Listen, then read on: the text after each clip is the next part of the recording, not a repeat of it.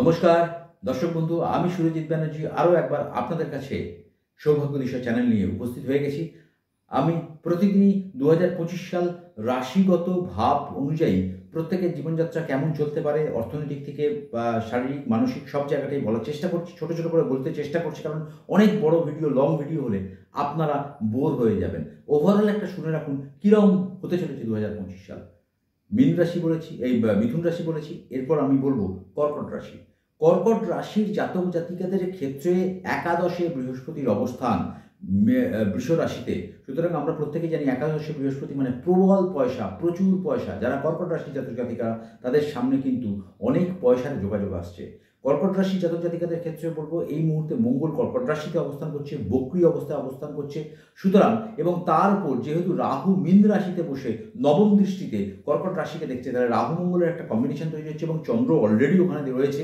তাহলে চন্দ্র রাহু মঙ্গলের কানেকশন যেটা রয়েছে সেক্ষেত্রে থেকে অ্যাক্সিডেন্টাল যোগ রয়েছে, ছোটোখাটো লেগে যাওয়া, ফেটে যাওয়া জায়গা রয়েছে, কিন্তু অর্থনৈতিক যোগ কিন্তু প্রবল রয়েছে।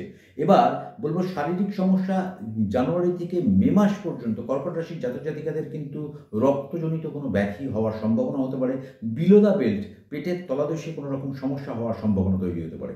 কর্কট রাশির জাতক জাতিকারা যারা মাধ্যমিক পরীক্ষা দেবেন, যারা উচ্চ মাধ্যমিক পরীক্ষা দিচ্ছেন, যারা জয়েন্ট এন্ট্রান্সের জন্য প্রখর পরিশ্রম করছেন, এই মুহূর্তে জানুয়ারি মাস থেকে আপনাদের যে সময়কাল তৈরি হচ্ছে একাদশে বৃহস্পতি এবং বৃহস্পতির দৃষ্টিও কিন্তু অলরেডি কানেক্টেড হয়ে রয়েছে। সেই কানেকশনও কিন্তু কর্কট রাশির ক্ষেত্রে 1, 2, 3, 4, 5 পঞ্চমভাবে স্করপিওতে রয়েছে এবং বৃহস্পতি পঞ্চমপতির সঙ্গে একাদশপতির কানেকশন হয়ে রয়েছে।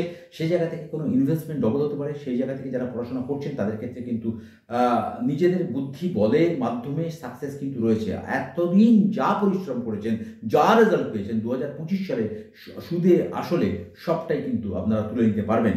2025 সালে মে মাসের পর বৃহস্পতির গোচর হবে মিথুন রাশিতে, তখন কিন্তু সেই জায়গাতে কর্কট রাশি থেকে দ্বাদশে বৃহস্পতির অবস্থান এবং যেহেতু কর্কট রাশি থেকে সপ্তম ষষ্ঠপতি এবং দ্বাদশপতির কানেকশন হচ্ছে, তাহলে মে মাসের পর থেকে কিন্তু কর্কট রাশির জাতক জাতিকাদের 6-এর সঙ্গে 12-এর কানেকশন হচ্ছে। তাহলে অসুস্থতা, ওবেসিটি কন্ট্রোল না করার জন্য, ডায়াবেটিসের জন্য, শারীরিক সমস্যা, রক্তজনিত ব্যাধি, মাইগ্রেনের সমস্যা, চোখের প্রবলেম, নিউরোলজিক্যাল প্রবলেম, এই ধরনের সমস্যা কিন্তু কর্কট রাশিদের হওয়ার সম্ভাবনা তৈরি হতে পারে। সুতরাং প্রিভিয়াস প্রিকশন নেওয়া দরকার। এবং তার সঙ্গে সঙ্গে বলবো কর্কট রাশির এই মুহূর্তে শনি ধাইয়া চলছে এবং 2025 সালে মার্চ মাস পর্যন্ত শনি কিন্তু বসে থাকবে কুম্ভ রাশিতে। ঢাইয়া শেষের পথে, ঢাইয়া মার্চ মাসে শেষ হয়ে যাবে এবং সেই ঢাইয়া শেষ হয়ে যাওয়ার পর একটু ডিস্টারবেন্স হবে ভাগ্যস্থানেতে। শনি যখন গোচর হবে মীন রাশিতে, সেখানে অলরেডি রাহু বসে আছে এবং রাহু শনির এই কম্বিনেশন আমরা শ্রাপিত বা সাধু সর্পদোষ বলে জানি। সেই জায়গা থেকে 2 মাস একটু টালবাটাল, কারণ যতক্ষণ না রাহু ওই মীন রাশি থেকে বেরিয়ে কুম্ভ রাশিতে আসছে, অষ্টম ভাবেতে চলে আসবে না আসছে, ততক্ষণ কিন্তু শ্রাপিত সে ভাগ্যস্থানে থাকার জন্য কিছুটা ভাগ্য বিড়ম্বনা হতে পারে। সেটা কিন্তু 2 মাসের জন্য। আদারওয়াইজ অ্যাজ সাচ এতে আপনার হরস্কোপ অনুযায়ী কর্কট রাশির জাতক জাতিকার ক্ষেত্রে 2025 সালে কিন্তু অনেক কিছু জেতার সময়, অনেক কিছু স্বপ্ন পূরণের সময়। কর্কট রাশির জাতক জাতিকাদের জন্য বলবো এই 2025 সাল মঙ্গলের বছর। এই মঙ্গলের বছরে কর্কট রাশির জাতক জাতিকাদের ক্ষেত্রে প্রভূত উন্নতি হওয়ার সম্ভাবনা, অর্থনৈতিক লাভ, বিয়ে, চাকরি, প্রমোশন, বিদেশ যাত্রা, ব্যবসা যারা করছেন ব্যবসায় সফলতা, ব্যবসায় উন্নতির জায়গা, মানে সব দিক থেকেই মোটামুটি ধরে চলুন অনেকটাই ভালো রেজাল্ট পাবেন, যা 2.5 বছরে পাননি কর্কটের শনির ঢাইয়া চলার জন্য। সেই টাইমটা কিন্তু আপনাদের কাছে নকিং ইউর ডোর, আপনাদের দরজা কিন্তু ধাক্কা দিচ্ছে সেই সময়টাকে জিতে নেবার জন্যে। এবং আমার মনে হয় কর্কট রাশির জাতক জাতিকা যারা রয়েছেন তাদের ক্ষেত্রে বলবো এই ইমোশন, যে ইমোশন আপনি বহিঃপ্রকাশ করতে পারেননি, যে ইমোশন আপনার কেউ বুঝতে পারেনি, সেটা কিন্তু বোঝানোর দিন এসে গেছে। আর দেরি নয়, অপেক্ষা নয়, আপনার বাড়ির সামনেই কিন্তু সেই ইমোশন বোঝানোর জায়গা চলে এসেছে। আপনারা শুধু ওপেন করুন দরজা আর অপরচুনিটিগুলোকে গ্র্যাব করুন, ধরে নিন, এগিয়ে যান জীবনটাকে নিয়ে। শুধু নেগেটিভ চিন্তা থেকে বেরিয়ে আসুন, কারণ নেগেটিভ চিন্তা করলে কিন্তু আপনার কর্মদক্ষতা হ্রাস পাবে। তাই নেগেটিভ চিন্তা নয়, ভালো করে জীবনটাকে বাঁচার জন্য 2025 সাল নিজেদের জেতার জন্য এগিয়ে চলুন। পড়াশোনার ক্ষেত্রে, প্রমোশনের ক্ষেত্রে, অফিস আদালত, বিদেশ যাত্রা, সব ক্ষেত্রে কিন্তু মারাত্মক একটা ভালো ফল আপনারা পেতে চলেছেন।